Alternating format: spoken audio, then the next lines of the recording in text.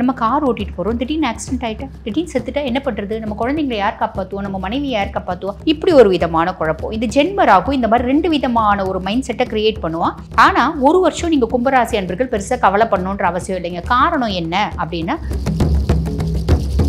சனி பகவான் வக்ரகதிக்கு அடைஞ்சிருக்க காலகட்டத்திலையும் அவர் வந்து பார்த்தீங்கன்னா உங்களுக்கு லாட் ஆஃப் 12 and 1, அதாவது உங்கள் சுயஸ்தானத்துக்கு 1 and 12, உங்கள் சுயஸ்தானத்துக்கும் அவன் தான் அதிபன், 12ஆம் பாவம் அயன சயன போஜர மோட்ச விரயஸ்தானத்துக்கும் அவன் தான் அதிபன்.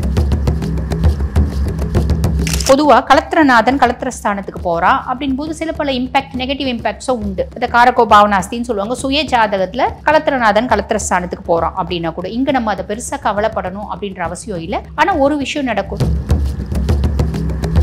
இது செப்டம்பர் மாதம் 13ஆம் தேதி வரைக்கும் செவ்வாயும் இதுக்கு சப்போர்ட்டாக இருக்கான். செப்டம்பர் மாதம் 13ஆம் தேதி செவ்வாய் 8ஆம் பாவத்திலேருந்து பாக்கியஸ்தானத்தில் வந்து உட்கார்றான். பாக்கிய செவ்வாயாக உட்கார்றான். அப்போ அந்த காலகட்டம்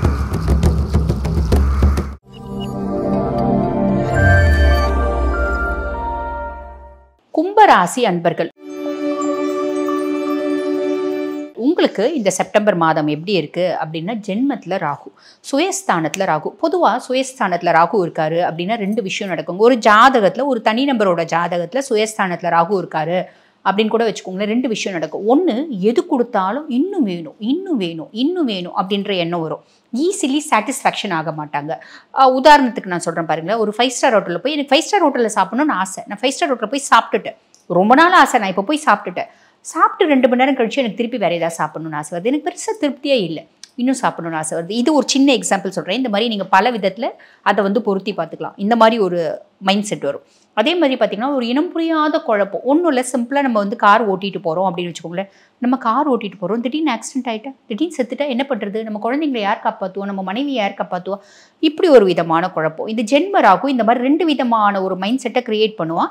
ஆனால் ஒரு வருஷம் நீங்கள் கும்பராசி அன்பர்கள் பெருசாக கவலை பண்ணணுன்ற அவசியம் இல்லைங்க. காரணம் என்ன அப்படின்னா, குருனோட நேரடி பார்வை இருக்குது ராகு மேலே. இதை வந்து குரு சண்டால யோகம்னு சொல்லுவாங்க.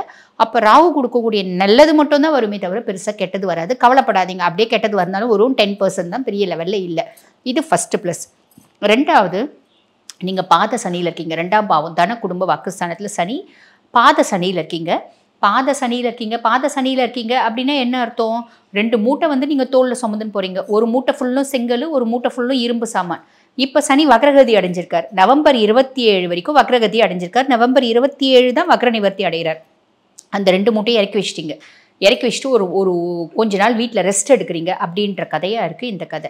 இப்போ வந்து பாருங்கள், நவம்பர் 27 வரைக்கும் கம்ப்ளீட்டாக நீங்கள் ஸ்ட்ரெஸ் ஃப்ரீயாக இருப்பீங்க. பாத சனியாக இருந்தாலும் அவர் சின்ன சின்ன காம்ப்ளிகேஷன்ஸை கொடுத்துட்டு தான் இருந்தார்.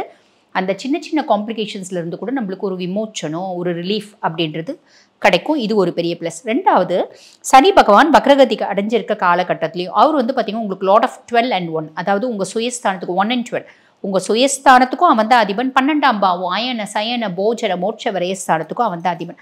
அப்போ எனக்கு என்னோட சுயஸ்தானம் குறித்து, என்னோட 12ஆம் பாவம் குறித்து சில ஆழ்மனது ஆசைகள் இருக்குது. எனக்கு நல்ல ஒரு 5 ஸ்டார் ஹோட்டலில் போய் சாப்பிட்ணும், நல்லா தூங்கணும், நல்லா சாப்பிட்ணும், ஃபாரின் டூர் போகணும். அதே மாதிரி நான் என்னோட அவுட்லுக்கை என்டையர்லி வேறு பர்சனாக மாற்றிக்கணும். இந்த மாதிரி நிறைய ஆசைகள் இருக்குது அப்படின்னா எனக்கு 1000 ஆசைகள் இருக்கலாம். அதில் அட்லீஸ்ட் 2-3 சனி பகவான் ஃபுல்ஃபில் பண்ணி கொடுப்பாரு அப்படின்னு சொல்லலாம். வக்ரகதி அடைஞ்சிருந்தால இது ஒரு ப்ளஸ்ஸும் வருது நம்மளுக்கு, இன் அடிஷன் டு தட் அப்படின்னு சொல்லலாம். இது ஒரு பெரிய ப்ளஸ். அதே மாதிரி 5ஆம் பாவம் பூர்வ புண்ணியஸ்தானம் புத்திரஸ்தானத்தில் குரு பகவான். பொதுவாக பூர்வ புண்ணியஸ்தானம் புத்திரஸ்தானத்தில் குரு பகவான் இருக்கா அப்படின்னும் போது கும்பராசி அன்பர்கள், நான் குழந்தையின்மைக்காக ரொம்ப நாள் வைத்தியம் பண்ணிகிட்ருக்கேன். 15 வருஷமாக குழந்தை இல்லை, 16 வருஷமாக குழந்தை இல்லை. நிறைய பேருக்கு குழந்தை அப்படின்றது ஒரு குழந்தை செல்வம் அப்படின்றது ஒரு வரமாக அமையும். இது ஒரு ஃபஸ்ட்டு ப்ளஸ்ஸு. அடுத்து, எனக்கு பூர்வீகத்தில் ஏகப்பட்ட சொத்து பத்து இருக்குது. எங்கள் அப்பா எனக்கு கொடுக்கவே மாட்டேங்கிறாரு. நான் கேட்டுக்கிட்டே இருக்கேன். இப்போ கூப்பிட்டு கொடுக்கறதுக்கான வாய்ப்பு நிறைய பேருக்கு ஏற்படுத்தி கொடுப்பார் குரு பகவான் இந்த ஒரு வருஷத்தில். சரிங்களா? என் பிள்ளைங்க சார்ந்து எனக்கு நிறைய மனக்குழப்பம் இருக்குது.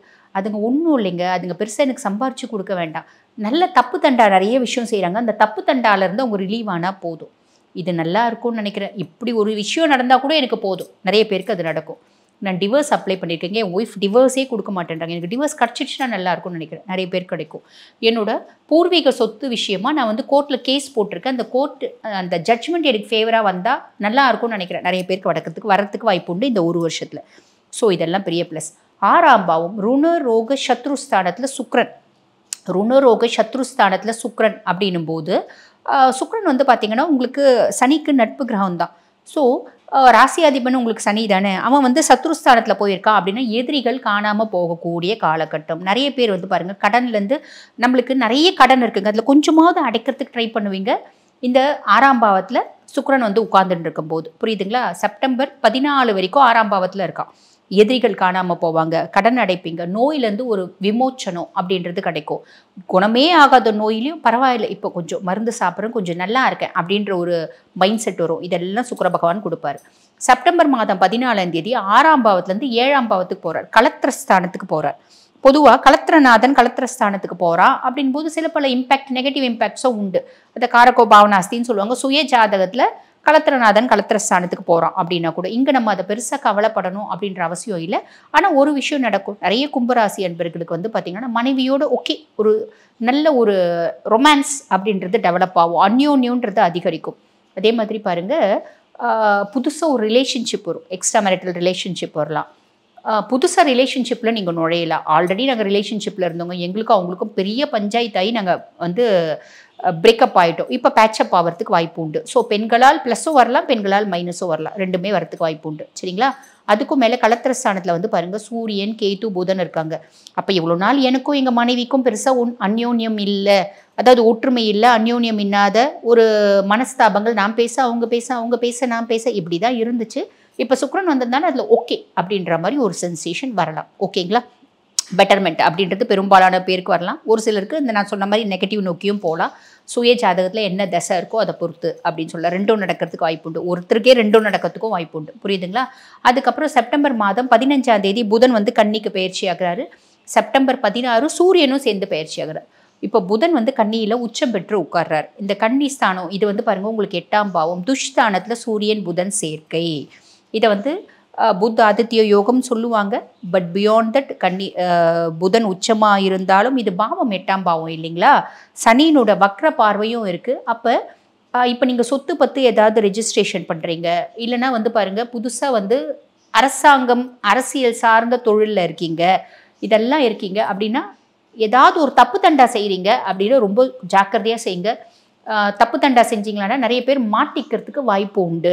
ஸோ பெரிய லெவலில் தப்பு தண்டா, நம்ம அப்பானோட சொத்தை வந்து தெரியாமல் மாற்றி எழுதுறது, மாமனாரோட சொத்தை மாற்றி எழுதுறது, அரசாங்கம் சார்ந்த வேலையில் ஒரு பெரிய ஃப்ராடுத்தனம் பண்ணுறது, இப்படிலாம் நம்ம பண்ணுறதுக்கான சூழ்நிலை இருக்குது அப்படின்னா பெரும்பாலும் கும்பம் அப்படிலாம் செய்ய மாட்டீங்க. ஏன்னா ஜென்யூனிட்டி, ஆனஸ்டி இதெல்லாமே உண்டு கும்பத்துக்கு. என்னென்ன சனியனோட ஆதிக்கம் பெற்ற பர்சனாலிட்டிஸ் அப்படின்றதுனால இருந்தாலும் ஒரு சிலர் அந்த மாதிரியெல்லாம் செய்யலாம் அப்படின்னு பிளானில் வச்சுருக்கீங்கன்னா அப்படின்னா அதை கொஞ்சம் ட்ராப் பண்ணுங்கள்.